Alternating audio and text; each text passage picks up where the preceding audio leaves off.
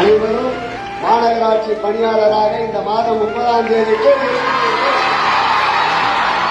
இந்த ஒரு வார்த்தைக்காக தான் நீங்க இப்ப பாக்குறீங்கல்ல அவளோ எவ்வளவு சந்தோஷமா இருக்காங்க. இந்த ஒரு வார்த்தைக்காக அவங்க 150 நாளுக்கு மேல வந்து போராட்டத்தில் ஈடுபட்டிருக்காங்க. தூய்மை பணியாளர்கள், அதாவது தூய்மை பணியாளர்கள் அவங்களோட வாழ்வாதாரத்துக்காண்டி அவங்க செய்யற அந்த தூய்மை பணி நிரந்தர அரசாங்க பணியா வேணும் அப்படின்றதுக்காண்டி கிட்டத்தட்ட 150 நாட்கள் போராடுறாங்க. இதுல அவங்களுக்கான ஜஸ்டிஸ் வந்து 150 நாளைக்கு அப்புறம் கிடைச்சிருச்சுன்ற சந்தோஷத்தை பகிர்றதுக்காண்டி வீடியோ கிடையாது. இந்த 150 நாள் லேக் ஆனதுக்கான வருத்தத்துக்கான வீடியோ. 150 நாளைக்கு அப்புறம் இன்னைக்கு அவங்களுக்கு நிரந்தர வேலையா அவங்க பாக்குற தூய்மை பணியாளர்கள் வேலையை கொடுக்க முடியும் அப்படின்ற இந்த அரசாங்கத்தால 150 நாளைக்கு முன்னாடி கொடுக்க முடியாதுன்றது ஏத்துக்கவே முடியாது. அதுக்கு பின்னாடி பட்ஜெட் இருக்கு, அதுக்கு முன்னாடி சட்ட சிக்கல் இருக்கு. அதே மாதிரி கடந்த ஆட்சியிலுமே இது ஒரு கான்ட்ராக்ட் ஒர்க்கா தான் இருக்கு. அப்படி இப்படி நீ என்னதான் திமுக காரங்க கம்பு சுத்தினாலும் இப்ப கரண்ட்ல திமுக ஆட்சி தானே. கேள்வி வந்து எடப்பாடிட்ட எல்லாம் கேட்க முடியாது. அவரே திண்ணையில கடந்தவனுக்கு திருக்குன்னு கல்யாணம்ன்ற மாதிரி சிஎம் ஆனா மு.க. ஸ்டாலின் அப்படி கிடையாது. இங்க உள்ள தமிழ்நாட்டு மக்கள் எல்லாருமா சேர்ந்து முடிவெடுத்த ஆன சிஎம். அப்படிங்கும் போது ஏடிஎம்கே கேள்வி கேட்க முடியாது, டிஎம்கே மக்கள் கேள்வி. மக்களோட கோரிக்கையும் நிறைவேற்ற வேணும்ன்றது திமுகவோட வேலை. 150 நாளைக்கு அப்புறம், அதாவது பட்டினியா ரிப்பன் பில்டிங் வெளியில போராடும் கம்மாயில இறங்கி கடல்ல இறங்கி கடைசியா ஒரு வழியே இல்லாம கூவத்துல இறங்கி அதுல ஒரு உயிரும் போய்